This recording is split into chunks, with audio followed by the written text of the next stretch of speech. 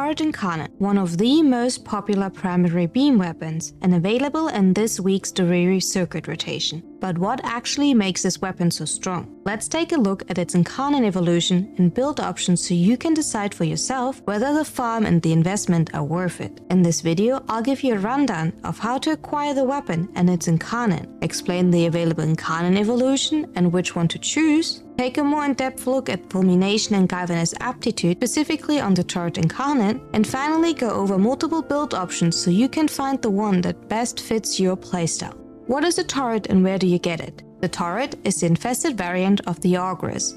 It fires toxin grenades that explode into lingering, stinky toxin clouds. You can obtain its blueprint from the biolab in your dojo. The weapon is classified as a semi-automatic launcher. For the Incarnon adapter, you can either farm it from the libary circuit rotation, be sure to check the current rotation, or buy it directly from Cavallero during the same week if you want to skip the grind. With that out of the way, let's have a look at the Incarnon evolutions. The first evolution unlocks the Incarnon. With that, the weapon transforms into a long-range toxin beam. The beam has a maximum range of 37 meters, which can't be increased with mods like Sinister Reach, and is still punch-through locked. In addition, at the end of the beam, there's an explosion radius of 2.3 meters upon impact with an enemy or surface. The beam can chain up to 5 enemies with a 7-meter radius of each other with a downside of damage falloff for each following chain. While in active Incarnon form, you gain extra base damage, critical chance, critical damage, and status chance. For the second evolution, you can choose between Final Fusilade and Plentiful Mayhem. Final Fusilade increases your base damage by 51. In addition, you gain +3 multi-shot on the last shot in the magazine. The alternative, Plentiful Mayhem, gives you an increased base damage of 31, but the multi-shot consumes the ammo directly from the ammo capacity and increases your damage by 60%. This will deplete your ammo really quickly, so I don't recommend it. When it comes to Evolution 3, it is really your choice. We have 3 options. Swift Deliverance, which gives you increased projectile speed. Renewed Horror, when reloading from empty, your stinky clouds are staying longer on the field. And Extended Volley increases base magazine capacity. Lastly, the 4th evolution. Here it depends on your build. Generally speaking, Survivor's Edge, which gives you both base critical chance and base status chance, is the best. The only time I'm swapping is for a raw damage setup where I'm choosing Commodore's Fortune for increased base critical chance. The last option is Elemental Balance, where you only get increased base status chance. Simply speaking, crit is outscaling this evolution. Now let's cover some important interaction, starting with Primed Firestorm. For the full in-depth details regarding this topic, watch this video by Malurf.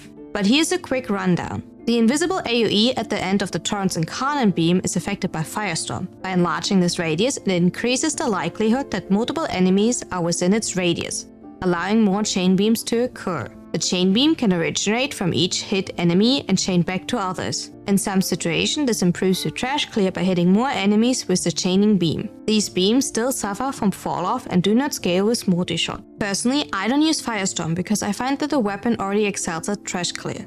So I don't find it necessary, but if you want to have bigger toxin clouds, this is still an option. Another mod that might be of interest for this weapon is Galvanized Aptitude. It behaves differently depending on which fire mode you use. For the standard fire mode, Galvanized Aptitude is multiplicative to base damage sources like Serration or Primary Deadhead. However, only the target that is directly hit is affected. This means only the enemy that is directly hit by the grenades takes increased damage inside the clouds while surrounding enemies don't. For the Incarnon form, Galvanized Aptitude is additive to other base damage sources, with a caveat. The Incarnon form gains additional base damage from the second evolution, Dancio is not affected by this increase. What that means for you is Galvanized Aptitude has about 62% scaling.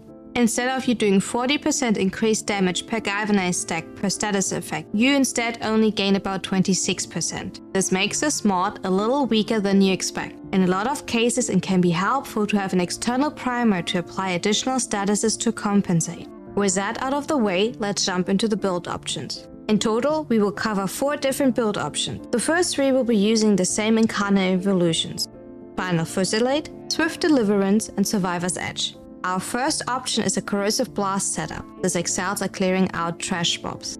Since this is a beam weapon with a high status chance, we very quickly reach the 10 blast stacks to create a 5-meter explosion. A chaining beam accelerates this even further. Due to Torid being innate toxin and we do want to achieve Blast Corrosive, be sure that your cold and heat mods come before your electric mods, since the toxin combines last if there's no extra toxin mod slotted. This saves you a mod slot.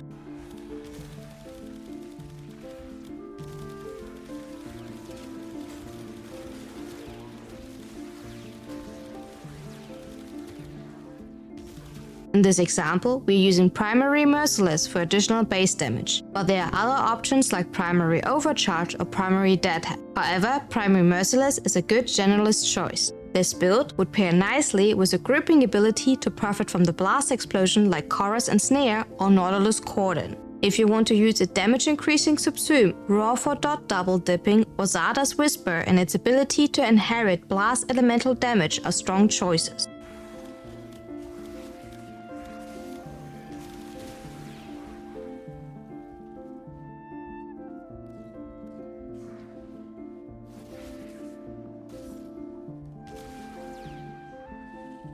Our second option is the Viral Heat setup. This build strikes a balance between good single target and trash clear, making it a very strong all-rounder. The key difference here is that we want to utilize Heat's potent DOT in combination with Viral's health damage bonus. For those who don't know, applying Viral to an enemy increases the damage they take to their health. It makes enemies more vulnerable to damage. We keep this build an all-rounder for every situation. We're using Rifle Elementalist, which adds status damage. But if you want, you could swap it for a Bane of the specific faction you're fighting to increase your damage even further. Another option is your damage subsume, in this case Roar, which functions as a universal faction damage multiplier.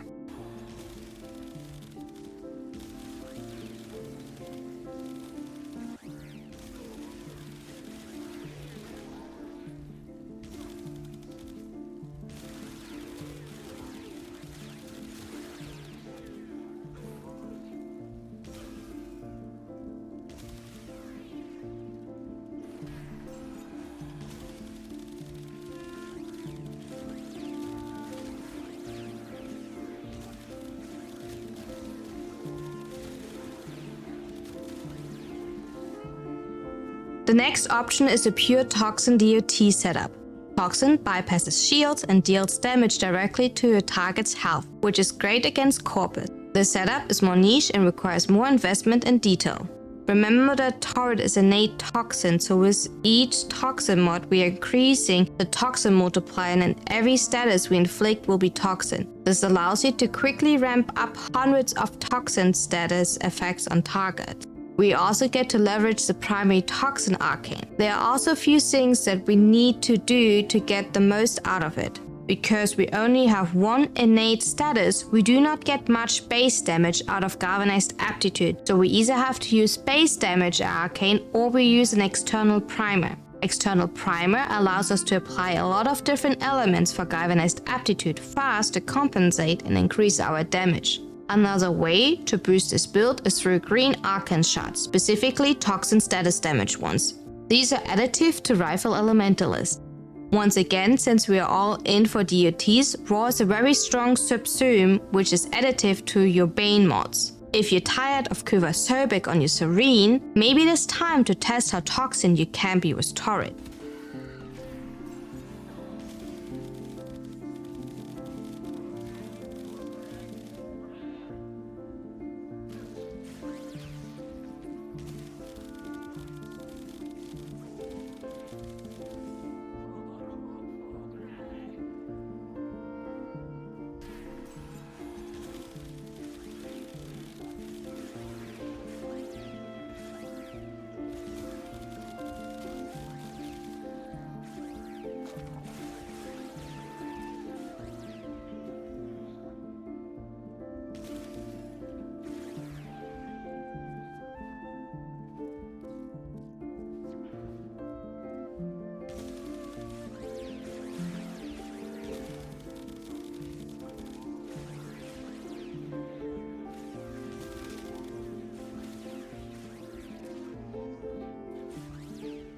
For the last build option, which is a corrosive cold roar damage setup, I suggest to swap your 4th Incarnon Evolution to Commodore's Fortune for the extra base critical chance. Since this build doesn't rely on DOTs, we don't need the extra status chance. This build will do better than the other option on tougher boss-like enemies who have status effect cap. Here we are focused on getting as much elemental damage on the build as we can, and thus we are not using any 60/60s. For arcane choices, I went in this example with Primary Deadhead, which gives you a large amount of base damage as long as you're hitting consistently your headshots. Another good option is Primary Frostbite, which triggers on cold status effect, granting critical damage and multi-shot. To increase your damage even more and guarantee additional stacks for your galvanized aptitude, I suggest using an external primer or the subsumed nourish to consistently apply viral.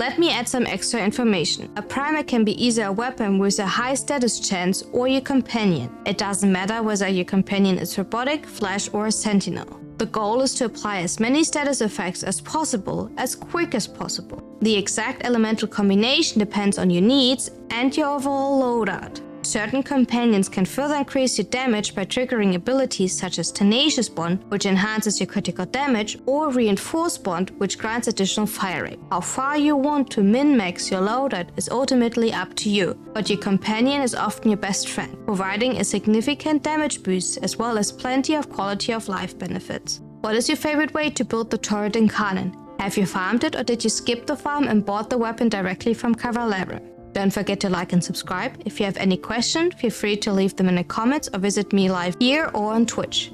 Stay roasted.